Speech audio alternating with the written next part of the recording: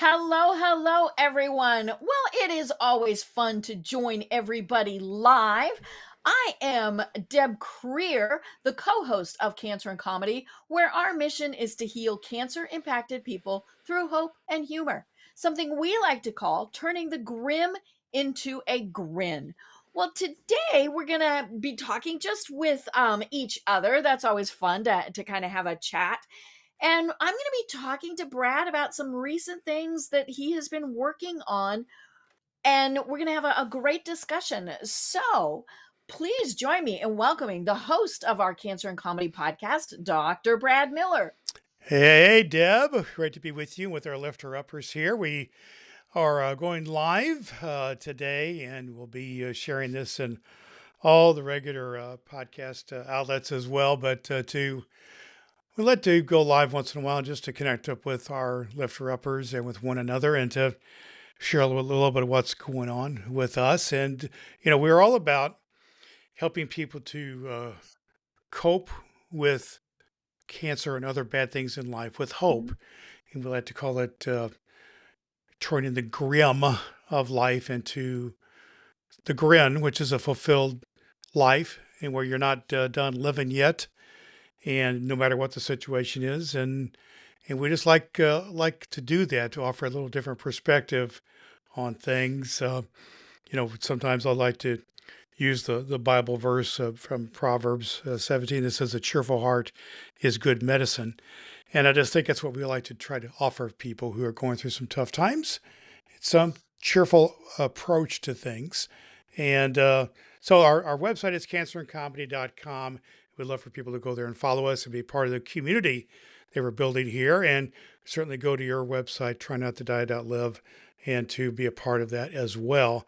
Because I've certainly have enjoyed our time together, you and I, and with our lifter uppers and all the people we've been able to have on our podcast the year and a half or so we've been doing this, to just learn a lot, but also laugh a little bit, cry once in a while, but to do something important to help people to cope with hope.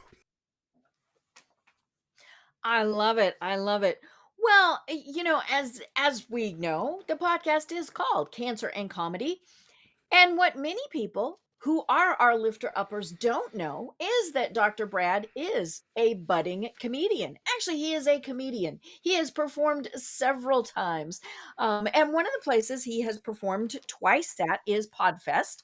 That's where we initially met several years ago. I was not able, and they have a time where people can go and do an open mic. And this year, I was not able to attend, and so I missed his appearance on stage. So I just wanted to hear him tell us a little bit more about that, and maybe tell us, give us a recap of his performance. Well, I appreciate you asking me about that. It's kind of funny when we started even talking about this, you and I, about doing uh, the idea of cancer and comedy. Mhm. There's a lot of dichotomy in that, kind of thinking, well, okay, do you really want to have that word comedy in there with cancer? Because it's such a Mhm. serious topic in so many Mhm. ways. But I thought about, what was my experience? What was my experience in dealing with people in my ministry and other things of that nature Mhm. who really seemed to cope well with bad things like cancer? And they almost invariably were people with a good sense of humor about what they were all about. Mhm. And I found that being my own case as I was dealing with my own prostate cancer, um, that, you know, I kind of had to laugh to keep from crying. I just decided just to try to take a little positive approach to it. And then I've always been a bit of a fan of comedy and things like that. And Steve Martin's one of my favorite comedians, and I even took an online course with him about how to do comedy and things of that, how to do comedy writing, things of that nature. And I just got me a little more interested in what that was really all about. It was kind of one of those bucket list things. When I retired a few years ago from active ministry, I thought, something I might like to try someday is stand-up comedy. And so the opportunity came when I reached out to some comedians to do when we started putting together our podcast here. I started Mhm. connecting with some comedians and some people in the comedy world, and that got me interested in a little more in that. And we had a fellow by the name of Rick Roberts, a comedian, come to Mhm. my own community and help me do a cancer benefit. And he's a prostate cancer survivor like I am, and he had some great jokes and some fun things to share about his experiences that way, and able to be helpful to people. So I said, well, maybe this, if opportunity comes, maybe I might want to give this a shot. So opportunity did come, and then I took a bit of a kind of a workshop, a class at Podfest, the event you and I have talked about a couple of times. It was all about how to do 3 minutes of comedy by professional comedians, Los Angeles-based comedians. And so I took a little class, and so it's led me a couple opportunities then to do a 3 minute stand-up routine for people, and they were pretty well received. And I decided to, instead of trying to avoid um, the thing that's kind of right before me, the cancer and that kind of thing, in particular, my case, prostate cancer, I decided to lean into that, into the little comedy routine that I did, the 3 minute routine that I did, and just had some fun with it and kind of leaned Mhm. into some of the scary parts and the ugly, the kind of the little bit ugly parts about having prostate cancer, and kind of lean into that because and so that's what we did. It was a lot of fun, and I was able to get to do my 3 minutes worth, and it led to some other opportunities. Some of those comedians have reached out to me and said, "Well, this is something you might want to try." And then I'm thinking about doing more hosting of comedy shows in my local Mhm. community and things of that nature because I just think humor helps. And then it Mhm. Oh, it also does. Mhm. and it led to a speaking opportunity I have at a big conference called the AATH, which is the Association of Applied and Therapeutic Humor, and Mhm. so it's led me to prepare then a presentation, Mhm. an hour-long presentation, basically Mhm. what my 3 minute comedy routine was Mhm. about prostate cancer. So now I'm doing an hour-long presentation about this, and that's also led me to start writing a book about all this. So I've got, I'll end up Mhm. about halfway through a manuscript Mhm. on writing a book about all these experiences of having prostate cancer and what is some of Mhm. the kind of the good, the bad, and the ugly of it, kind of, and how you can Mhm. make Mhm. some light of it. So that's what I've been trying to do. Mhm. Well, and we've talked about this several times eh, about appropriate humor, right? And also, it it's okay for us to poke fun at ourselves.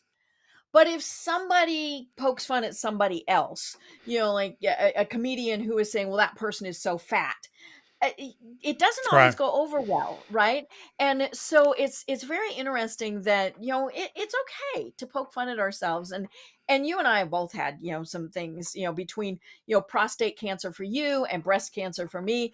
In a lot of cases, sometimes those are taboo Yeah. subjects, and I think what it does is it allows people to talk about it in a more comfortable way.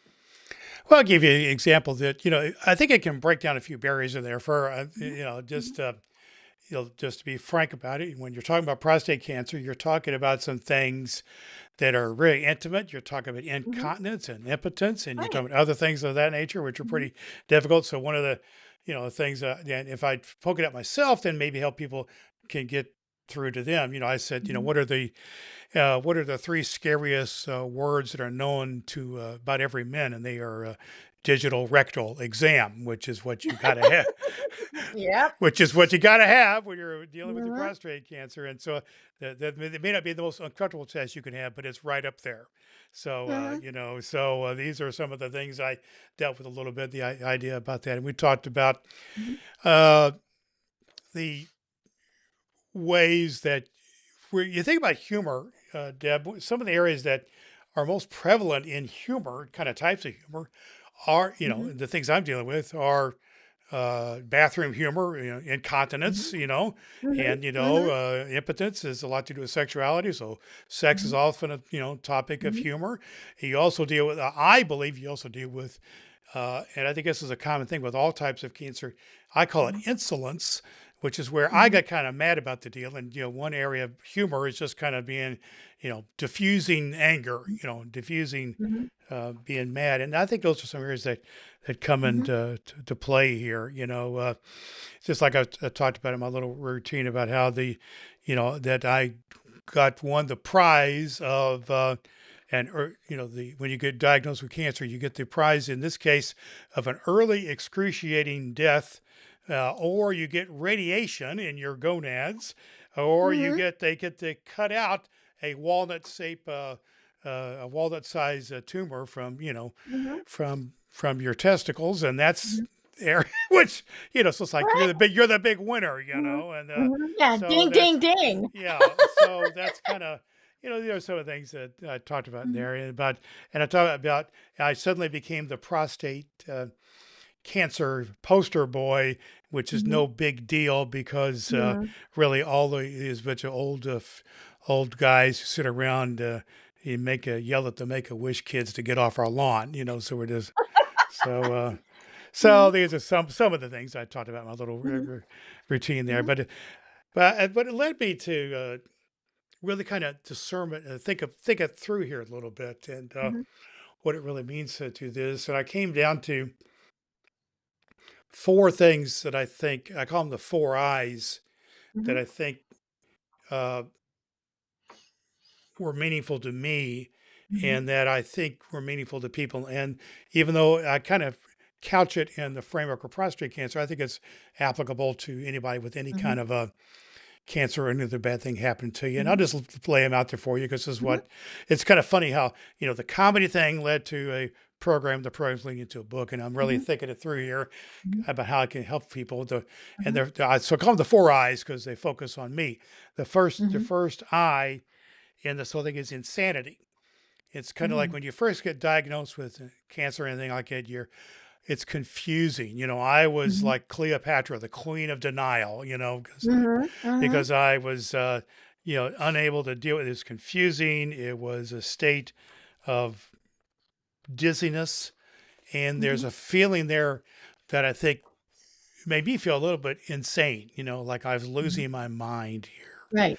And so how do you deal with that confusion? I don't know if you feel that's the case for a lot of people Mhm. deal with or not, but that I call it the insane stage. Mhm. And then another, so, but again, the insane, all these deal with I mean, you pointing back towards myself Mhm. rather than others. And so, Mhm. and the second I in that was this the thing that happens to people with prostate cancer and lots of other types of cancers, which is incontinence. Mhm. And, nobody likes the feeling of not being able to control their bladder or their bowels, do they? They Right. just don't. When you sneeze or when you cough, is there gonna be a problem? Yeah, it's just not the best feeling in the world. And I remember, suddenly, and that is a kind of a lack of control. And when Mhm. you lose control, it's a little bit depressing. Mhm. When all of a sudden, in my case, the for me, the funny thing was it's kind of not a funny ha ha, but it was a funny, weird, ironic thing. Is about the time I have a now 4-year-old granddaughter when she was about two, when we or year and a half, 2 years old when I was going through my cancer treatments, Mhm. and all of a sudden I got a diaper bag and my 2-year-old's got a diaper bag. So it's got Mhm. grandpa's diaper bag and, my granddaughter's diaper bag. And so we would Mhm. compare notes a little bit on our potty training Mhm. kind of a thing, as it were. Mhm. And Mhm. so I thought, man, this is really reverting back to my childhood. And, Mhm. it was just, but I didn't like it. I didn't like it, Right. that Mhm. I tried to make fun of Mhm. it and have some fun with Mhm. it, but I didn't really Mhm. like the incontinence. So I think that incontinent feeling, kind of with the example of actual Mhm. physical incontinence, is a thing Mhm. a lot of people have when they Right. feel like they lose control. Do you Mhm. agree with that? Mhm. They feel like they're kind of I out of do, I do. And I think that's probably one of the biggest things with cancer is we feel that we are out of control. right. Whatever it is, in this whole thing, and then when there are things that other people just take for granted and we have no control over it, it's not fun, and we're gonna get angry, we're gonna be embarrassed. all of these various things, and, but it's that you're not in control of the situation that is so hard to deal with. Yeah, and that's what I found here. For instance, I got it. I mentioned that I had was able to put together a comedy show benefit for cancer. Mhm, Oh, 6 months or so after I had my mhm, cancer surgery, and as I'm getting ready, 20 minutes before I was getting ready to go introduce this comedian and speaker and all that kind of stuff, all of a sudden, I'll just oops. say it, a big wet spot on my jeans. There it was. Mhm, And I had to go change my pants and all that kind of stuff. And just like, mhm. okay, this is not what I signed up No, for here. no. This kind of thing. And But it was before the show, so you it could was, change. I yeah, mean, it yeah. was, but it just like there's that out of control feeling and confidence. And I think a lot of people have that. But Mhm, again, that's another I word. So it kind of points back mhm, to me. It's mhm, about me losing control, mhm, that kind of thing. And so the third eye that I talk about in my presentation that I'm doing in my book, and kind of what the comedy thing led me to think about, is impotence. And no mhm. guy or likes to really talk about impotence too much Right. because it is, it goes to power. It's not only a Mhm, sexual power mhm. thing. It is about Right. your your manhood, if you will, Mhm, all that mhm, kind of thing. Your ego, I guess I would put it, mhm, and everybody mhm. has that to some degree. Right. Your ego or Mhm, your self esteem mhm, is somewhat. I know mhm, uh, uh, whenever for men it's prostate cancer. For some women, when they have whatever a hysterectomy or any mhm, number of things that can mhm, happen, there some women mhm, have these type of feelings as mhm, well regarding mhm. that those type of things. And Right. so and I had to deal with that. I really did, and I had to deal. Mhm, We can joke, about sex and all that kind of stuff to a degree, but it is about power. You lose mhm, power, and mhm, use, virility is another word that we mhm, use there. But mhm, what it means is you start to feel useless. That's what mhm. the feeling I had Right. was to feel powerless. Mhm, Impotence means that you are no mhm, longer potent, and mhm, so this has to do with all the things that you were able mhm, to do before you can't do now. mhm. Do you Right. think? And am I going too far? Is it? Have I gone Yeah. too masculine You know, here? Is this a no, factor here? yeah, because, it's certainly, there are a lot of the same things that happen to women, and, and I think then we also realize that we're affecting our partner, right? Yes. And and so that's always a challenge, is, how do we excuse me, work around these intimacy issues? Hmm. And of course the biggest thing is we've got to communicate, and but it's really scary. I mean, and especially for men, because starting in about 14, right, maybe even Yeah, a little younger, your world revolves around this. that's you right. know Absolutely. um Yeah. I remember years ago when I worked for the American Cancer Society, I was interviewing people for our newsletter and was interviewing, during Prostate Cancer Awareness Month. That was, and so I'm sitting in a restaurant with this gentleman, and he very proudly and very loudly proclaimed that he was not impotent. Yeah. And of course, everybody in the restaurant looked around at us, and it was just like, okay, he's proud, and I'm going to crawl under the table. you know, That's right. but it really is something, and I think more than anything, what you're doing is showing that it's okay to talk about this, Well, I think that, yeah. and that is the big thing.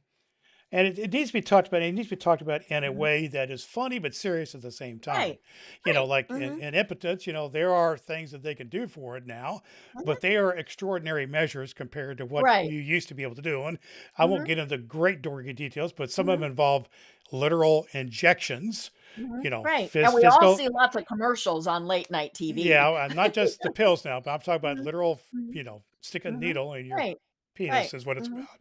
And that's no Mhm. fun. Or they talk Mhm. about these pump things, and I would make jokes Mhm. about balloon animals and things like this. You could, they have all kinds of options out there, but they still are Mhm. not what you want. Right. They're not Mhm. what you want Mhm. out of life there. And so the idea is you feel kind of useless and kind of, you Mhm. know, no longer a deal. And I just think a lot of people deal with that. But again, it's another I thing. It's all about Mhm. me Mhm. instead of somebody else. And Right. so that the fourth I that I'm talking about here is I call it insolence, which is just kind of Mhm. being Mhm. mad at the world. Mhm. Mhm. That's the grumpy old Right. man. That was the grumpy Mhm. old man that in me that would come out, and too often take it out on my wife or Mhm. be upset with any number of things that make me upset Mhm. because it's just kind of and I kind of take it back to this that becomes selfish. You kind of become mean. You kind of lose your Mhm. mind. Mhm. You kind of lose your mind in the sense of the decisions Mhm. that you make. In this case, Mhm. when the first I being insanity is just you're Mhm. confused.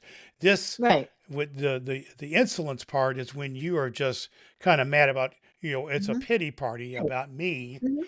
And the thing was, Deb, I didn't when I started looking at my life here, these four eyes, I didn't want to be any of those things. I Mhm. didn't want to be confused, but Mhm. with insanity, I didn't want to be Mhm. out of control with the Mhm. incontinence thing. I didn't want to be Mhm. powerless like the Mhm. impotence thing. And I certainly didn't want to be a mean old man, Mhm. a grumpy old man. That's not what I really wanted to be. So Mhm. what are you going to do about it? And I think that's where Right. humor comes into play. Mhm.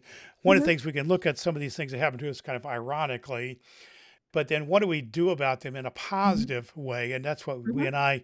you and I like to talk about so much. And you do such a great job of this, of helping turn things around. Many Mhm. times you've talked about how, you just have a great attitude. I mean, you've dealt with, really, I've been very fortunate. I had serious life threatening cancer, but it was mostly Mhm. cared for. And Mhm. I was sick, but I didn't have massive, put me in the I was hospital. really sick. Yeah, I was in the hospital for a few days. You were in for Mhm. weeks and weeks and on several Mhm. different occasions. Mhm. And I've been around people like that. And boy, you got to make Mhm. some decisions about that. And I Mhm. admire you so much for that. But what I'm about here, then I start thinking about all these things. Okay, if I don't want to be these things, how can I turn Mhm. around for myself? And how Mhm. can I offer something to other people? And that's why I'm writing Mhm. this book here now and doing these presentations. And they came out of Mhm. that comedy routine, believe it or not, about what are you going to do about it? How can you Mhm. turn it around? And so Mhm.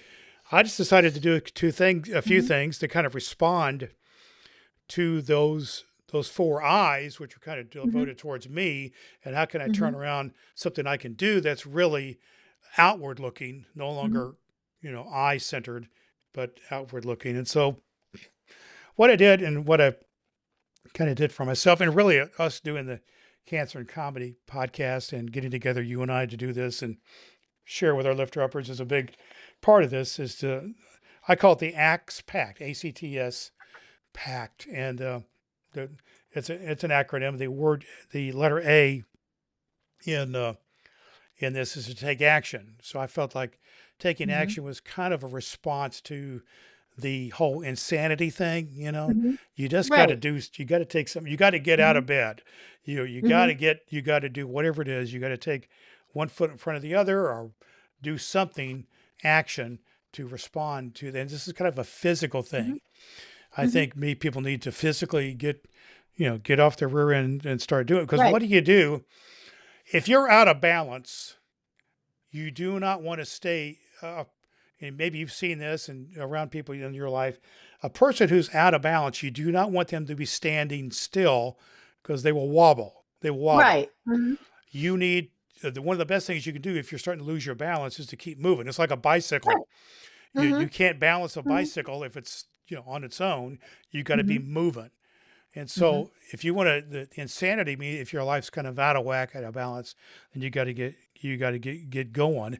And so Mhm. that's the action part of doing some action in your Mhm. life, and many times it's got to be outwardly focused towards Mhm. doing something that interacts with other people. It Mhm. might mean you and your wife just take a drive out in the country, or you go out and Right.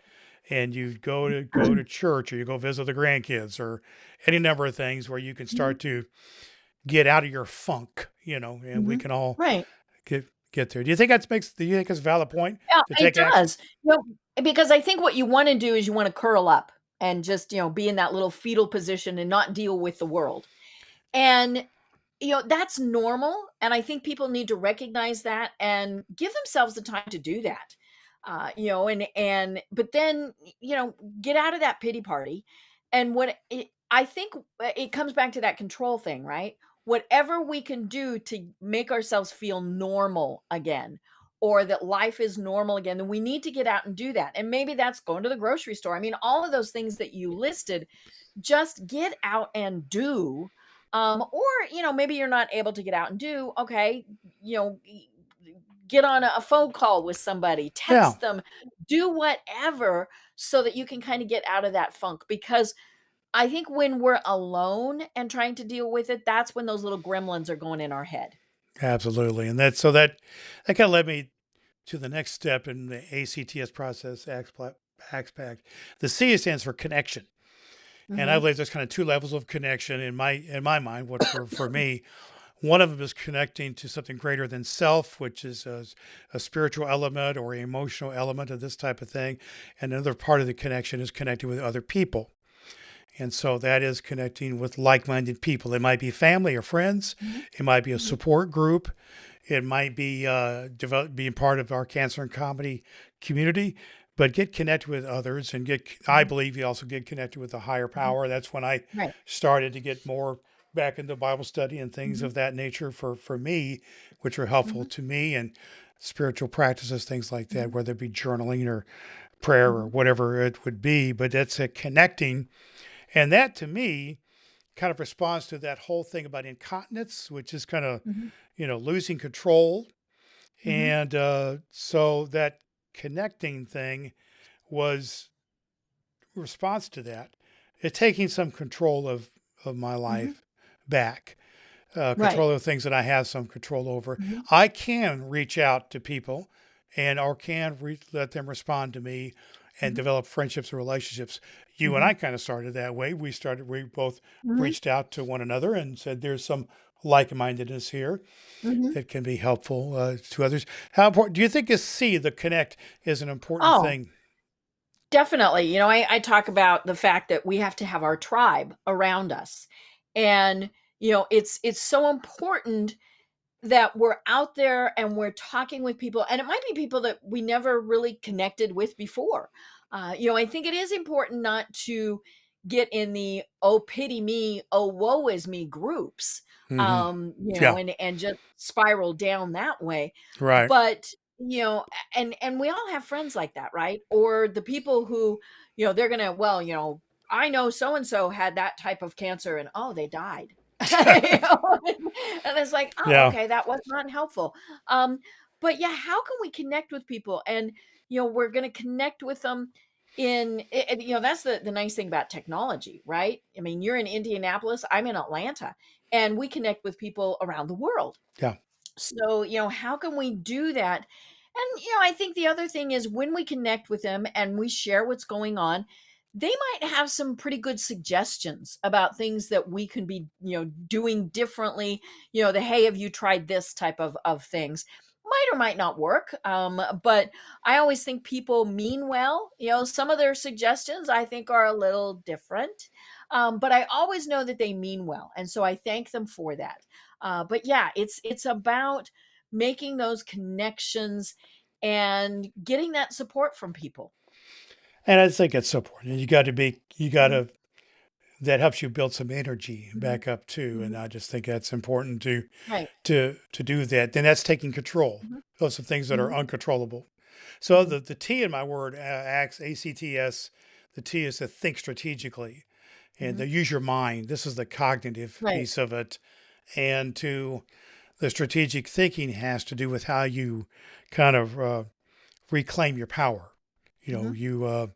this goes kind of as a response to the impotence thing. Right. If you claim whatever power that is. Now, that might mean medical stuff. You make sure you Mhm, follow up on your medical thing, mhm. or it Right. might mean creating some new pathway for yourself, Mhm, like we have here with the Cancer and Comedy mhm, podcast, and or some way to make your life of value moving forward, mhm. whether your life has you know 1 day or 1,000 Right. days, Mhm, left in it, to think strategically and be useful. mhm, When you think impotence and you think you're useless, mhm, you can make yourself useful. And mhm, that's a response to that impotence thing. mhm, So respond with me on that one there. What are some mhm. things that either you do or that we think can be helpful? Do you think this is a valid point to think Oh, strategically, use your mind yeah, and do? it definitely is. I think a lot of times we defer to our medical team, because they're the people who are really, really smart, right? They've gone to many, many years worth of school, but we need to educate ourselves. Now that's tricky because you type any type of cancer into Google and it almost blows up because there's so much information out there. But it is about educating ourselves and educating those around us. I had people who absolutely could not understand why I decided to go the traditional route and have chemotherapy. And because they were much more they wanted to their thought was to do things differently. And I said, that's great for you, but for me, this is what I need to do. And but I also educated myself about it, and I continue to, because things change. You never know what's coming down the pike. And so it's very important to educate ourselves, but also be, as you said, be thinking about what is the future going to hold. What do I want my legacy to be? Yeah. And I think there's something to be said for just, doing something productive with your life, Mhm. just doing something where you do something that adds value to other people Right. and you Hmm. to do that. And that kind of leads me Hmm. to the last point, the S, the word acts is to serve others with love. And this kind of Hmm. goes to the Hmm. emotional part Right. of things. And it also is a response to that insolence thing I spoke of Hmm. earlier. You know, if your insolence means you kind of turn mean, be the grumpy old man, Hmm. whatever, Hmm. and poor me, all that kind of stuff, Hmm. misery loves company, that kind Hmm. of thing. But if you serve others with love, then you're thinking, but how can Hmm. I take this experience and Hmm. serve other people? Right. How can I take what is going on with me Hmm. and give back, be Hmm. a man or woman with some gratitude Hmm. of what you have Right. right Hmm. now and respond accordingly. And I certainly, Hmm. I just spoke this morning to a young man who will probably be a future guest on our podcast, just was diagnosed with esophageal cancer Hmm. this past fall in October. His prognosis is only to have less than a year to live, and it's not good. And he's in his 30s. His wife's in her 30s. She has cancer too, and kids involved. It's a bad scene, Yikes. but he had a Hmm. very positive attitude. Hmm. That I'm going to take this last year of my Hmm. life and I'm giving back. So Hmm. he's getting on all the podcasts he can. He's doing all the writing. Hmm. He's on. He's just saying, I am not going to. I'm going Hmm. to give back to the very end. And I just Hmm. was so. I just said that was so very much in the Hmm. wheelhouse of what we're about here, Hmm. and it becomes an emotional thing. It is Hmm. a connection that very vital. And man, if you can't go through your days and having people to love and who love you, Hmm. and you give back to them, you know Hmm. that's what life is all about Hmm. to me. And Hmm. respond to me on this one here. I know, Right. especially you have some people in your Facebook group and so on who have Hmm. shared Hmm. about the emotional part of this. Right. I think that's so important. And from a physical aspect, when we're thinking negative, when we're around negative people, all of those various things, it does have a physical and emotional um, uh, effect on our bodies, and obviously on our souls and our mental health, all of those things. And so yeah, we need to get out there. We need to help.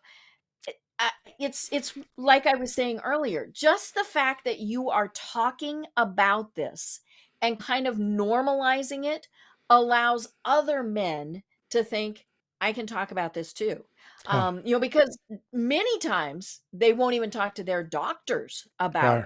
Oh, And yeah. so then, then it becomes obviously a much bigger issue.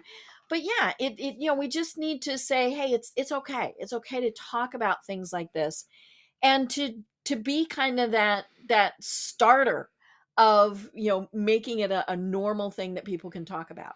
Yeah, I think in particular about, kind of the prostate cancer thing. We Mhm, see, if you turn on the TV, you see all kinds of ads for ED mhm, drugs and prostate mhm. meds and what have you. But not a lot of people are dealing with kind of the Mhm. emotional and the mental health Right. things and the Mhm, relational things. And mhm, that I think kind of what I believe God's led me towards mhm, speaking to those types of things and mhm. try to do it in Right. in Mhm, an honest, forthright way with a little mhm, humor, with mhm, humor, mhm, because what we like to say here is, we believe in mhm, healing with hope and humor, mhm, and I just want to make sure we keep those things mhm. in, as a part of the whole picture. It's not Right. making, it's not, in other words, it's not making fun of people who are, Mhm, dealing with this. It's mhm, about sharing how there's some humorous situations here. I mhm, know, I shared some stories about how some of the weird, stupid things that happened to me when I was, had a catheter on and mhm, trying to be ambulatory around the house here after my mhm. surgery. My dog, who was also 18 years old and incontinent at the time, came up to me and got tangled up in my catheter Oh, hose, no. and was literally taking me for a walk through the house in a very tender way. And that Yes. was Ow. so Mhm, that's part of what I share my little mhm, comedy routine here, along with mhm, about the deal about my granddaughter and the diaper bag and all that kind of stuff about how, mhm, uh, just kind of like this is shows an old dog and an old mhm, man, and we're, we're dealing with mhm. stuff here, You're dealing with and life. you deal I with mean, that's life, the thing, right? You're yeah, dealing with life. real life stuff, Mhm, and real life is kind of messy sometimes. I mhm, mean, I know how we've shared in your cancer journey. You've certainly had some pretty not mhm. only met some pretty kind of gory moments, haven't you? Oh, yeah. Oh, yeah.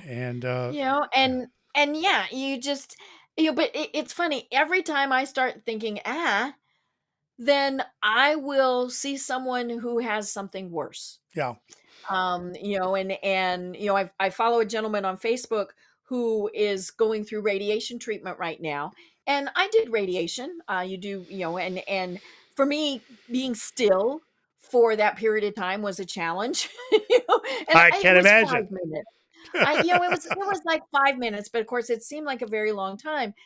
But his radiation, he has to have the cage around his head.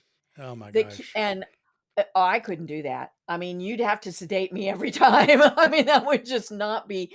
And so I think, okay, yeah, it was hard for me to stay still for 5 minutes for 30 treatments, but oh my gosh, that man, he is a true warrior. But I think that comes back to exactly what we were saying before. We do what we have to do. Yeah. And that's just, we one foot in front of each other, and when we go backwards, we pick ourselves up and we go forward again. And I think that's a key point that you're making there, because it kind of brings me down to where I want to kind of bring this conversation around to this. If we do what we have to do, well, we have to sometimes convince ourselves that we do have to do this. Right. What I'm Mhm, trying to say, it's a commitment we got to make mhm, to this, mhm. because the alternative to this is what? Giving up. It's pulling Right. the covers Mhm, over our heads and saying, mhm, well, that's it. That's all, mhm, folks. And there mhm, are people, and I've seen them in my ministry, mhm. who do just that. You Right. just say, Mhm, check out. And I've seen mhm, people who get a cancer diagnosis or some other diagnosis, and they were mhm, gone within a very short amount of time, mhm. because, Right. in many cases, because they gave up. Mhm, And I've even mhm, had opportunities to chat with doctors and surgeons over the years mhm, who would say there's a definite difference between a mhm. person who's a fighter who wants to live Right. and someone Mhm, who is, has just mhm, given up. But that goes to mhm, commitment. And mhm, so I believe if you want to be a person who turns their grim into a grin, you got to commit to doing it. And mhm, so how do you do that? I call it the ACTS plan. Here is what we just shared here a minute ago. But I mhm, also like to add it to the ACTS Pact, PACT, mhm, which is like a compact or an agreement that you mhm, make with mhm. yourself, or Right. a covenant that you're going to do Mhm, this for a while. mhm, You know, mhm, you don't get the cancer diagnosis usually, and it's just like, well, we got the cancer diagnosis, and here's a pill, and boom, and it's over with. Mhm. You're healed. You're done. Right. It's a process of healing, Mhm. and so you got to commit to the long term. And I know you've had Mhm. these long, you are Right. I'm still I'm you're in, what almost 10 years 10 of years, treatment. and Mhm. so it's you don't stop, do you? I mean, you keep Right. doing it, and you Mhm. make a commitment to it. And so I call the Mhm. Acts Pact, which is simply making an agreement with yourself to follow through on the Mhm. action and the connecting with others and the Mhm. thinking strategically and Mhm. to serve others with love. And then so, Mhm. but I like to do something tangible with that. And so I created for Mhm. myself something I call the creed, the Cancer Coping Creed. And a creed Mhm. is a statement of belief. I believe this about Mhm. myself, and I will do this. And I'm a pastor, come from this kind of Mhm. background. Some people have heard of like the Apostles' Creed and some things of Right. that Mhm. nature, Mhm. where you make a commitment, a statement of faith and belief. And Mhm. so I wrote out a statement of belief in myself. I call it the Cancer Coping Creed, out Mhm. of my own process then, and I look at Mhm. it about every day. And Mhm. then I hope people, out of the book I'm writing, the idea will be to help people to come up with their own Cancer Mhm. Coping Creed. Let me just share it with you. Can I do that? Mhm. Oh, Yeah, most definitely. yeah. It's here's my cancer. Brad, I will not let cancer define me. I will leverage cancer to refine my life to the better in my relationships and to drive me forward in my remaining days to fulfill the mission of sharing a message of healing through hope and humor and teaching the biblical message that a cheerful heart is good medicine, but a crushed spirit dries up the bones. So that's what I wrote for myself. And I just Mhm. think if people, I make I see that every day, every day, and that helps me keep going because I've had Mhm. my share of bad days, and I Mhm. know you have too. And sometimes we got to reconnect to something Mhm. that is about, Right. Mhm. because we can easily fall into that I syndrome. I call it the I syndrome. All Mhm. those things, Mhm. about incontinence and insolence and Mhm. being irate. You can be there. Let's be Mhm. about not I as in me. Let's be about we, or how we can share with Mhm. others. And that's what I like to do there in the Cancer Mhm. Coping Creed. And so that's what I'm working on. The Mhm. presentation I'm giving in May at the AATH will be basically what I just shared here. The book I'm writing will Mhm. basically be shared here. The working title of my book, I don't know if how it'll go or not, but it's a Impotence, Incontinence, and Insolence, fun facts about coping with prostate cancer with hope and humor. So we'll see how that goes, but that's what I'm working on, my friend. I love it, and I can't wait to read it. It's gonna be very interesting. Well, very good. Well, I appreciate you so much, and I think we just need to say this: we are here to serve our cancer and comedy Mhm. audience because we know Right. there's people out there who need tools Mhm. to help them to cope with cancer. And we Mhm. hope that the interviews that we do here Mhm. and everything we do here helps people to do just that. And what I'm working on Mhm. here, the talk in the book, I hope will be helpful to people Mhm. and as a tool to help them to cope with cancer with hope and humor. I love it. I love it. Well, lifter uppers, and that's what we call you who are a member of our community. This brings us to the close of this live episode of Cancer and Comedy Podcast with Dr. Brad Miller. Cancer and Comedy is all about telling uplifting stories of people like you who are kicking cancer's butt with healing through hope and humor. You can join those of us who are turning your grim into a grin by telling us your uplifting stories. Just go to cancerandcomedy.com/voice message. Well, that's it for now. Please join us next time on Cancer and Comedy. And if you like what you hear, please pass this podcast on to someone in your life who needs to turn their grim into a grin. Well, for Dr. Brad Miller, I'm Deb Krier, reminding you that a cheerful heart is good medicine.